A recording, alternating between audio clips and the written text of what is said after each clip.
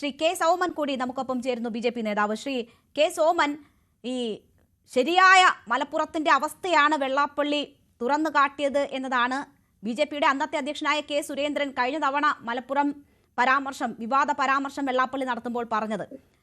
അന്ന് തുഷാർ വെള്ളാപ്പള്ളി പറഞ്ഞു, ഞങ്ങൾ ഇത് നിലമ്പൂർ തെരഞ്ഞെടുപ്പിൽ ഉന്നയിക്കും, അവിടെ പ്രതിഫലിക്കും എന്നതൊക്കെയുള്ള കാര്യങ്ങൾ പിന്നീട് പറയുകയും ചെയ്തു. ഒരു പ്രതിഫലനവും ഉണ്ടായില്ല. ഇപ്പോൾ ഈ നടത്തുന്ന പരാമർശം, വീണ്ടും നടത്തുന്ന പരാമർശത്തെ നിങ്ങൾ എൻഡോസ് ചെയ്യുന്നുണ്ടോ? എന്താണ് നിങ്ങളുടെ നിലപാട്?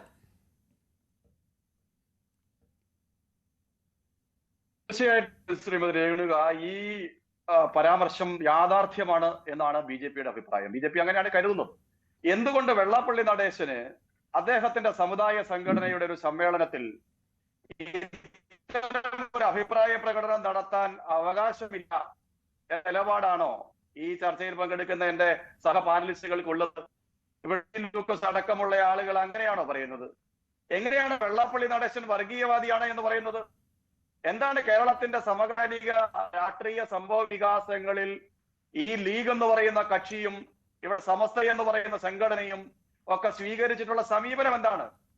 അതിനെ സംബന്ധിച്ച് ബഹുമാനായ SNDP യോഗത്തിന്റെ ജനറൽ സെക്രട്ടറി ശ്രീമാൻ വെള്ളാപ്പള്ളി നടേശൻ അദ്ദേഹത്തിന്റെ സമുദായ സംഘടനയുടെ ഒരു സമ്മേളനത്തിൽ തുറന്നു പറഞ്ഞാൽ അതിന് സ്വാതന്ത്ര്യമില്ലാത്തൊരു നാട്ടിലാണ് വെള്ളാപ്പള്ളി നടേശൻ ജീവിക്കുന്നത് എന്ന് പറഞ്ഞാൽ എന്ത് വസ്തുതയാണ് ശ്രീ കെ സോമൻ അദ്ദേഹം തുറന്നു പറഞ്ഞു എന്ന് പറയുമ്പോൾ എന്ത് കാര്യമാണ് അദ്ദേഹം പറഞ്ഞത്? നേരത്തെ പറഞ്ഞത് മലപ്പുറം ഒരു രാജ്യം പോലാണ്, അവിടെ സ്വതന്ത്രമായി ശ്വസിക്കാൻ പറ്റത്തില്ല, ജീവിക്കാൻ പറ്റത്തില്ല എന്ന് പറഞ്ഞു. അതിലെന്തെങ്കിലും വസ്തുതയുള്ള കാര്യമായിരുന്നോ? ഇവിടെ ഇപ്പോൾ വന്ന് പറയാണ് മുസ്ലിം സമുദായം പ്രൊഡക്ഷൻ നടത്തിയാണ് അവിടെ സീറ്റുകൾ കൂട്ടുന്നത് എന്ന് പറയുന്നു. അങ്ങനെയാണോ സാഹചര്യം? അങ്ങനെയാണോ വസ്തുത?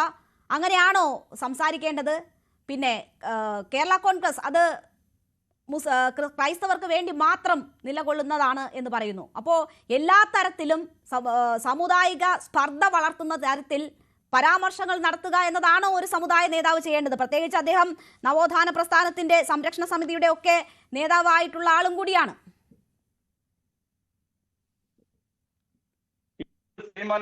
ശ്രീമാൻ വെള്ളാപ്പള്ളി നടേശൻ ആദ്യമായിട്ട് പറയുന്നതല്ല.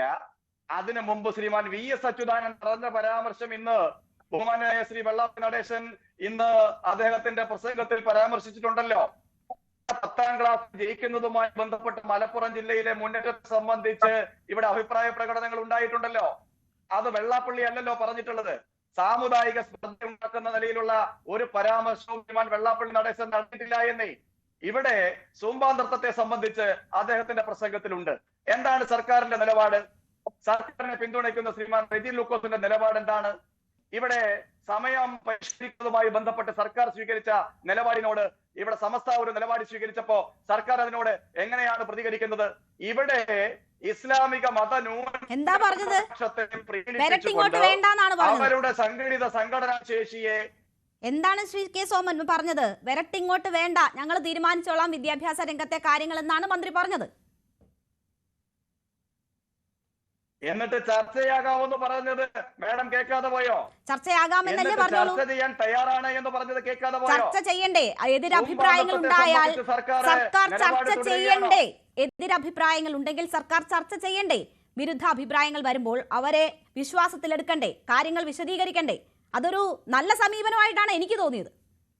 ഇനിയിപ്പോൾ നാളെ നിങ്ങൾക്ക് എന്തെങ്കിലും തരത്തിൽ ഇതേപോലെ തെറ്റിദ്ധാരണ ഉണ്ടായാൽ നിങ്ങളെയും ചർച്ചയ്ക്ക് വിളിക്കണം എന്നത് തന്നെയാണ് എന്റെ അഭിപ്രായം.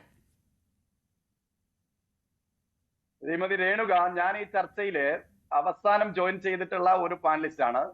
അങ്ങനെ പറയാൻ വേണ്ടിയിട്ട് സമ്മതിക്കണം എന്നുള്ളതാണ് എന്റെ ആദ്യത്തെ ഒരു അഭ്യർത്ഥന.